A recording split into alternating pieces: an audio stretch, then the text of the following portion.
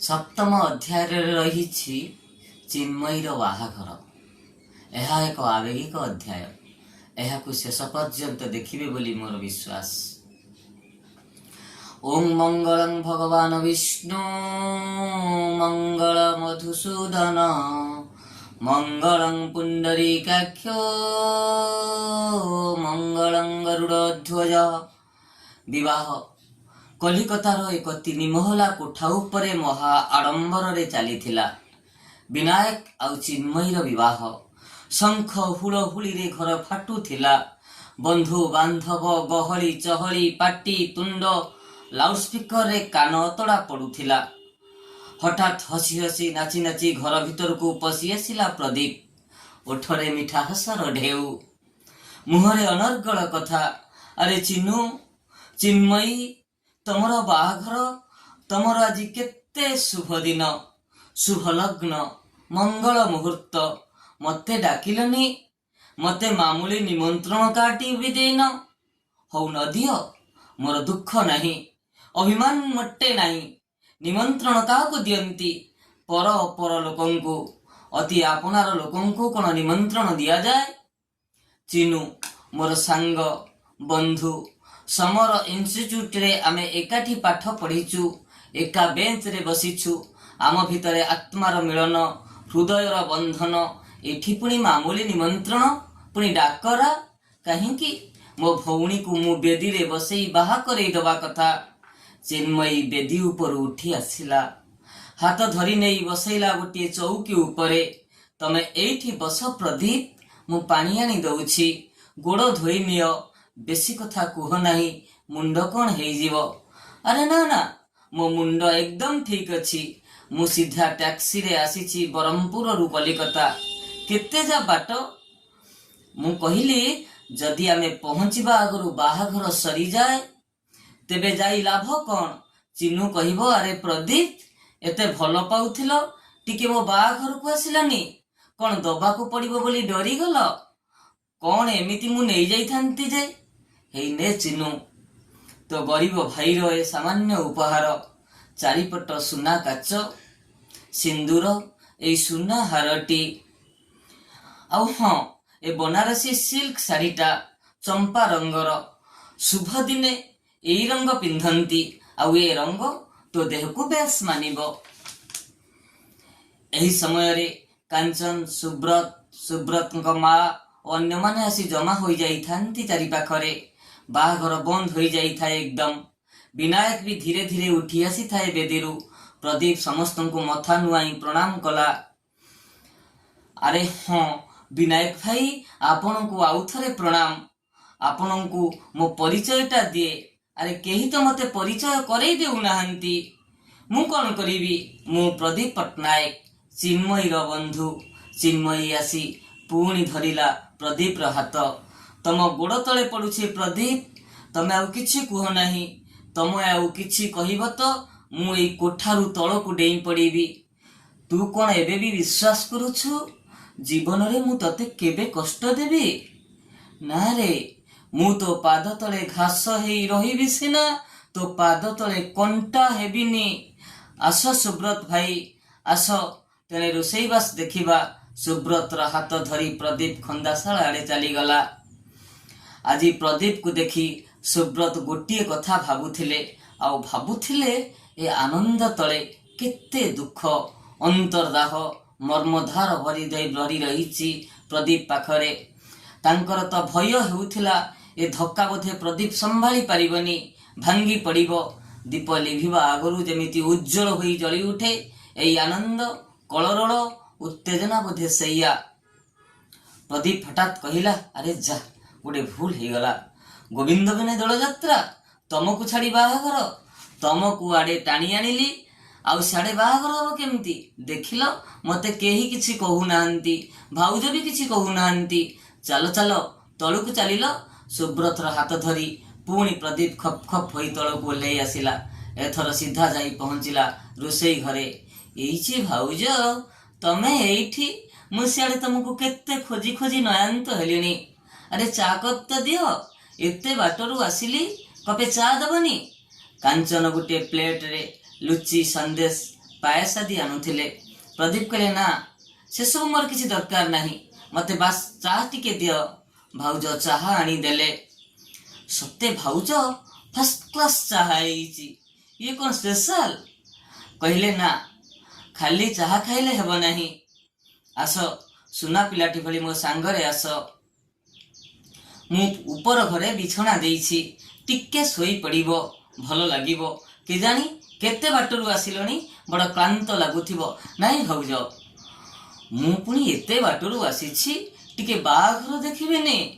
ଚିନୁ ଦୋଳ ମୁକୁଟ ପିନ୍ଧିବ, ଚନ୍ଦନ ପିନ୍ଧିବ, ପାଦରେ ଅଳତା ପିନ୍ଧିବ, ନଈ ନଈ କୁଜି ବୋହୂଟି ପରି ବେଦୀ ଉପରକୁ ଆସିବ। ଆଚ୍ଛା ଭାଉଜ, ଚିନୁ ପାଉଁଜି ପିନ୍ଧିନି? ହଉ ଦେଖିଲ, ତା ପାଇଁ ପାଉଁଜି ନେଇ ଆସିଛି। ତା ସୁନା ପାଦ ଉପରେ ଚାନ୍ଦିର ପାଉଁଜି ଭାରି ସୁନ୍ଦର ଦିଶେ। ଆଉ ଆଖିରେ କଜଳ, ହଁ ଦେଖ, କଜଳ ଗାରଟିକି ତମେ କାନ ଆଡ଼କୁ ବେଶୀ ଲମ୍ବେଇ ଦେବନି, ଖାଲି ସାମାନ୍ୟ ଟିକେ ଯାଉ ଯାଉ ଅଟକିଯିବ। ଆଉ ମୁହଁ ଉପରେ ଦିଟା ଚୁନା ବାଳ ଯେମିତି ଖେଳି ବୁଲିବ। ଏକା ବେଳେ ନୂଆ ବୋହୂ କରିଦେବନି ମ, ଗୋଟିଏ ନଟି ସ୍କୁଲ ଗାର୍ଲ କରିଦେବ। ଆଚ୍ଛା ଭାଉଜ, ତା କବରୀରେ କିଛି ରକ୍ତ ଗୋଲାପ ଦେଲେ କେମିତି ହୁଅନ୍ତା? ରକ୍ତ ଗୋଲାପକୁ ସେ ଭାରି ଭଲ ପାଏ। ହେଇ ଦେଖୁନା, କଲିକତା ବଜାର ବୁଲି ବୁଲି ମୁଁ କେତେ ରକ୍ତ ଗୋଲାପ ଧରି ଆସିଛି। ନିଅ ଭାଉଜ, ଏଇ ଫୁଲରେ ତା ଗଭାକୁ ଅତି ସୁନ୍ଦର ଭାବେ ସଜେଇ ଦବ। ସେ ନା ଯେମିତି ଦିଶିବ ଗୋଟିଏ ସ୍ୱର୍ଗର ପରି। କାଞ୍ଚନ କଣ୍ଠରୁଦ୍ଧ ହୋଇ ଆସିଲା। ଖାଲି କଥା ଆଉ କଥା, ତମେ ପାଗଳ ହେଇଯିବ ପ୍ରଦୀପ, ମୋ ସୁନାଟା ପରା, ଚାଲ ବିଶ୍ରାମ ନେବ। ନାଇଁ ଭାଉଜ, ମତେ କ୍ଷମା କର, ମୁଁ ମୋଟେ ଶୋଇପାରିବିନି। ଚିନୁର ବାହାଘର ତ ଆଉ ଦିନେ ହେବ ନାହିଁ। ଆଜି ବାହାଘରଟା ଦେଖେ, ତାପରେ ସାରା ଜୀବନ ଶୋଇଯିବି। ପ୍ରଦୀପ ଚାଲ ଚାଲ ହେଇ ବେଦୀ ପାଖକୁ ଗଲା। ଯାଇ ଟିକେ ଦୂରରେ ସମସ୍ତଙ୍କ ଆଢୁଆଳରେ ଠିଆ ହେଲା। ବାହାଘର ଚାଲିଥିଲା। ଶଙ୍ଖ, ହୁଳହୁଳି, ବାଜା, ବେଦମନ୍ତ୍ର, ଲାଉଡ ସ୍ପିକର, ହୋ ହୋ ଘୋ ଘୋରେ ଘର କମ୍ପୁଥିଲା। ମୁହଁରେ ସେଇ ପବିତ୍ର ଧ୍ୱନି। ବିନାୟକର ହାତ ଉପରେ ଚିନ୍ମୟୀ ହାତ ଆଣି ରଖିଲେ ପୁରୋହିତ।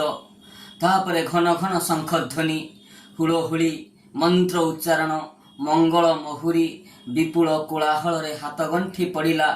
ବିବାହ ସରିଗଲା। ବେଦୀରୁ ଉଠି ଭିତରକୁ ଯାଇ ଚିନ୍ମୟୀ ପ୍ରଥମେ ଖୋଜିଲା ପ୍ରଦୀପକୁ। ଦେଖିଲା ବେଦୀର ଅଦୂରରେ ସେଇ ଖୁଣ୍ଟକୁ ଆଉଜି ସେମିତି ଠିଆ ହୋଇଛି ପ୍ରଦୀପ। ପ୍ରଦୀପ ଚିନ୍ମୟୀକି ଦେଖିଲା ମାତ୍ରେ ହସି ଉଠିଲା। Hello Mrs Gadkari, congratulation. ଆଜିର ଏ ଶୁଭ ଅବସରରେ ମୁଁ ଆନ୍ତରିକ ସ୍ନେହ, ଶ୍ରଦ୍ଧା, ପ୍ରୀତି, ଅଭିନନ୍ଦନ ଜ୍ଞାପନ କରୁଛି। ତୁମ ଉପରେ ସ୍ୱର୍ଗର ଫୁଲ ଚନ୍ଦନ ଝଡ଼ି ପଡ଼ୁ, ତୁମ ଚଲାପଥରେ ଗୋଲାପ ବିଛେଇ ହେଇଯାଉ। ଚିନ୍ମୟୀ ଗମ୍ଭୀର ହୋଇ କହିଲା, ହଉ ସବୁ ହେଲା, ତମେ ଆସ। ତମେ ସେତେବେଳୁ ଆସି ଟିକେ ପାଣି ବି ମୁହଁରେ ଦେଇନା। ତମେ କ'ଣ କିଛି ଆମ ଘରେ ଆଜି ଖାଇବନି କିଛି? ଆଉ ଆଜି ଆମ ଚିନୁର ବାହାଘର, ମୁଁ ପୁଣି ଖାଇବିନି? ନାଇଁ ନାଇଁ, ଆପଣ ଚାଲନ୍ତୁ। ଆପଣ ଯାହା ଦେବେ ମୁଁ ପେଟ ପୂରେଇ ଭୁରି ଭୋଜନ ଖାଇବି। ଆଉ ତ କାଲିକି ଖାଇବି ନାହିଁ ନା। ଚିନ୍ମୟୀ କହିଲା, ଗୋଟିଏ କଥା କହିବି, ରଖିବ ପ୍ରଦୀପ? ମତେ ଆପଣ କହିବନି, ତମେ କହିବ। ମତେ ତମେ କହିବ ନାହିଁ, ତୁ। ଚିନ୍ମୟୀର କଣ୍ଠ ରୁଦ୍ଧ ହୋଇ ଆସିଲା। ଚିନ୍ମୟୀ ଆଗେ ଆଗେ ଗଲା। ପ୍ରଦୀପ ତା ବାଧ୍ୟ ଶିଶୁଟି ଭଳି ପଛେ ପଛେ ଚାଲିଲା। ଗୋଟିଏ ଟେବୁଲ ଆଣି ଖାଇବା ଜିନିଷ ସଜେଇ ରଖିଲା ଚିନ୍ମୟୀ। ପଲଉ, ଚିକେନ ସୁପ୍, ଚିଙ୍ଗୁଡ଼ି, ମାଛର କାଲିଆ, ଭେଜିଟେବୁଲ କରି, ଗୋଟିଏ ଖଟା, କିଛି ସନ୍ଦେଶ, ରାବିଡ଼ି, ମଲେଇ ଚପ୍, ଦହି, ପାଏସ, ଅଙ୍ଗୁର ଆଉ ଆପେଲ। ବାଃ, କେତେ ବଢିଆ ବଢିଆ ଚିଜ ଆଣିଛ ଚିନ୍ମୟୀ। ଆମ ଭଳି ଗରିବଙ୍କୁ ଏମିତି ଖାଇବାକୁ ମିଳୁଥାଉ। ପ୍ରଦୀପ ଗୋଟିଏ ସନ୍ଦେଶ ଧରି ଖାଇବାକୁ ଆରମ୍ଭ କଲା। ଚିନ୍ମୟୀ ଧରି ପକେଇଲା ହାତ। ଏକା ଖାଇବ, ମତେ ଡାକିବନି? ଚିନ୍ମୟୀ ଗୋଟିଏ ମଲେଇ ଚପ୍ ଧରି ପ୍ରଦୀପକୁ ଖୁଆଇ ଦେଲା। ପ୍ରଦୀପ ଆଶ୍ଚର୍ଯ୍ୟ ହେଇ ଚାହିଁ ରହିଲା। ତା ହାତ ଥରି ଉଠିଲା, ଦେହ ଥରି ଉଠିଲା। ଧରିଥିବା ସନ୍ଦେଶଟିକି ଥର ଥର ହାତରେ ବଢେଇଲା ଚିନ୍ମୟୀ ପାଟିକି, କିନ୍ତୁ ତା ପାଟି ପର୍ଯ୍ୟନ୍ତ ପହଞ୍ଚି ପାରିଲା ନାହିଁ। ହାତରୁ ଖସି ପଡ଼ିଲା। ପ୍ରଦୀପ କହିଲା, ନାଇଁ, ଥାଉ ଆଜ୍ଞା, ମୁଁ ଆଉ ଖୁଆଇ ପାରିବିନି। ଚିନୁ କହିଲେ, ନା ଅଲବତ ଖୁଆଇବାକୁ ହବ। ନାଇଁ ନାଇଁ, ମୁଁ ଖୁଆଇ ପାରିବିନି, ନହେଲେ ତମେ ଖାଅ। ଆରେ ଆମ ଚିନୁର ବାହାଘର। ଚିନୁ ମୋର ସମର ଇନଷ୍ଟିଚ୍ୟୁଟର ସାଥୀ, ତା ବାହାଘର ମୁଁ ଗଣ୍ଡା ଖାଇବିନି? କେତେ ଦୁଃଖୀ ରଙ୍କି ଗରିବ ଗୁରୁବା କୁଷ୍ଠରୋଗୀ ଭିକାରୀ ଖାଇବେ, ମୁଁ ଗଣ୍ଡେ ଖାଇଲେ ତାର ସରିଯିବ? ନା, ମୁଁ ଖାଇବି। ମୁଁ ଆଜି ପେଟ ପୁରା ଖାଇବି। ଆଉ ତ କାଲିକି ଖାଇପାରିବିନି। କାଲି ତ ଆଉ ତାକୁ ହାତ ପତେଇ ମାଗି ପାରିବିନି। ଖିଆ ସରିଲା। ପ୍ରଦୀପ ହାତ ଧୋଇ ଆସି ସୁଟକେସ୍ ଖୋଲିଲା। କହିଲା, ଆରେ ଚିନୁ, ମୁଁ ଭୁଲିଯିବି। ହେଇ ତମର ସବୁ ନୋଟ୍ସ ବହି, କ୍ରିଟିସିଜିମ୍, ଇଂରାଜୀ ସାହିତ୍ୟର ହୀରା ମୋତି ମାଣିକ ମୋ ଭଳି ବାନର ଗଳାରେ ଶୋଭା ପାଏ ନାହିଁ। ହଁ, ଏଇ ତମ ଚିଠିଟି। କେତେ ଶ୍ରଦ୍ଧାରେ, କେତେ ଅଶ୍ରୁ ସଜଳ କରି ତମେ ଚିଠି ଲେଖିଥିଲ। କେତେ ପ୍ରାଣ, କେତେ ମମତା, କେତେ ଅଶ୍ରୁ ଚିପୁଡ଼ି ଦେଇ ଲୁହ ଝର ଝର ବୋହି ପଡ଼ିବ। ଆଉ କ'ଣ ହେବ ସେ ମୋର ଚିଠି? ଏ ଚିଠିଟି ତମେ ନିଅ। ଚିନୁ ଆଖିରେ ଗୋଟିଏ ଧାର ବହିଗଲା। ପ୍ରଦୀପ ତାକୁ ଅପେକ୍ଷା ନ କରି କହିଲା, ଥରେ ତମକୁ ମାଗିଥିଲି ଗୋଟିଏ ଫଟୋ, ତମେ ଦେଲ ନାହିଁ, ଓଲଟି ରାଗିଲ। ତମେ ହାଇଦ୍ରାବାଦରେ ଯେଉଁ ଦୋକାନରେ ଫଟୋ ଉଠେଇଥିଲ, ମୁଁ ସେ ଦୋକାନକୁ ବହୁତ ଲାଞ୍ଚ ଦେଇ ସେ ନେଗେଟିଭରୁ ଆଉ ଗୋଟିଏ ଫଟୋ ଉଠେଇ ଆଣିଥିଲି। ଆଉ ସେଇ ଫଟୋଟିକି ଟେବୁଲ ଉପରେ ରଖି ମୁଁ ପୂଜା କରୁଥିଲି, ଏକଲବ୍ୟ ଗୁରୁ ଦ୍ରୋଣାଚାର୍ଯ୍ୟଙ୍କ ମୂର୍ତ୍ତି ପୂଜା କଲା ଭଳି। ତମେ ରାଜା ରାଜେଶ୍ୱରୀ, ମୋ ଭଳି ଭିକାରୀ କୁଷ୍ଠ ରୋଗୀ କି ଘରେ ତମେ କାହିଁକି ରଖିବ? ଏଇ ନିଅ ତମ ଫଟୋଟି। ତମ ଫଟୋ ମୁଁ ଏକ ପ୍ରକାର ଚୋରି କରି ଆଣିଥିଲି। ହାତ ଯୋଡୁଛି, ମୋ ଅପରାଧ କ୍ଷମା କରିଦେବ। ଚିନ୍ମୟୀ କଇଁ କଇଁ ହୋଇ କାନ୍ଦି ଉଠିଲା। କହିଲା, ଥାଉ, ମୁଁ ସବୁ ରଖିବି, ସବୁ କରିବି। ତମେ ଆଉ କିଛି କଥା କୁହ ନାହିଁ। ଚିନୁ, ଆଉ ପଦେ ଭୁଲିଯିବି। ତମ ପାଇଁ ଗୋଟେ ସୁନାମୁଦି କରିବା ମୋର ବହୁତ ଦିନର ଇଚ୍ଛା ଥିଲା। ତମେ ତ ମାମୁଲି ସୁନାମୁଦି ପସନ୍ଦ କର ନା। ମିନାବୁସା ବୁଦ୍ଧି କାହା ହାତରେ ଦେଖିଲେ ତମେ ରଙ୍କୁଣୀ ଭଳି ସେଇଠି ଛଡେଇ ଆଣି ଦେଖ। ଥରେ ହାଇଦ୍ରାବାଦରେ ମୋ ମୁଦି ନେଇ ପିନ୍ଧିଲ। କହିଲ, ମୁଁ ଏଇଠି ନେଉଛି ପ୍ରଦୀପ। ମୁଁ କହିଲି, ହଉ ନିଅ। କହିଲ, ନିଅନ୍ତି ଯେ ଆପଣଙ୍କ ନାଁ ଲେଖି ନାହାନ୍ତି ସେଥିରେ। ଖାଲି ମୁଦି ମତେ ଭଲ ଲାଗେ ନାହିଁ। ତମ ନିଜ ନାଁ ତମ ମୁଦିରେ ଲେଖି ଲାଭ କ'ଣ? ତେଣୁ ବିନାୟକ ବାବୁଙ୍କ ନାଁ ଲେଖିଦେଲି। ଦେଖିଲ, ତମେ ଦେଖି ଭାରି ଖୁସି ହେବ। ତମର ଭାରି ପସନ୍ଦ ହେବ ମୁଦିଟି।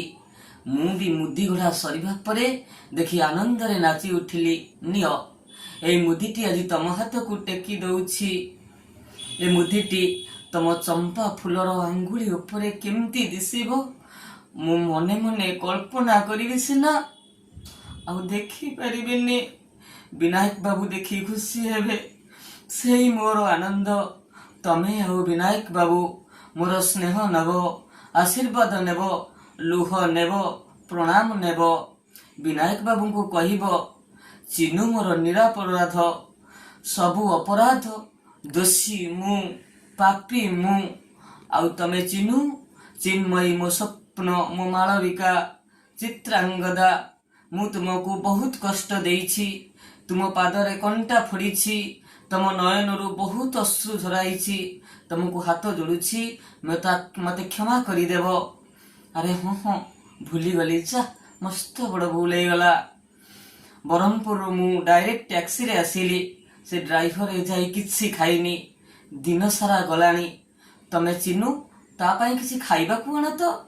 ମୋ ବେଡିଂଟା ବି ବିଛେଇ ଦେଇଥିବ। ମୁଁ ଭାରି କ୍ଳାନ୍ତ। ଏଇ ମୁଁ ସାଙ୍ଗେ ସାଙ୍ଗେ ଆସିଲି ଚିନୁ। କ'ଣ କହୁ କହୁ ଆଖି ପଲକରେ ପ୍ରଦୀପ ଝପ୍ ଝପ୍ କରି କୋଠା ଉପରୁ ତଳକୁ ଓହ୍ଲେଇଗଲା। ଫାଟକ ପାର ହୋଇ ବାହାରକୁ ଚାଲିଗଲା। ପ୍ରଦୀପ ସେଇ ଟ୍ୟାକ୍ସିରେ ବସି ମୁହୂର୍ତ୍ତକ ଭିତରେ ଅନ୍ତର୍ଧ୍ୟାନ ହେଇଗଲା। 60 ମାଇଲ ସ୍ପିଡରେ ଟ୍ୟାକ୍ସି ଚାଲିଲା।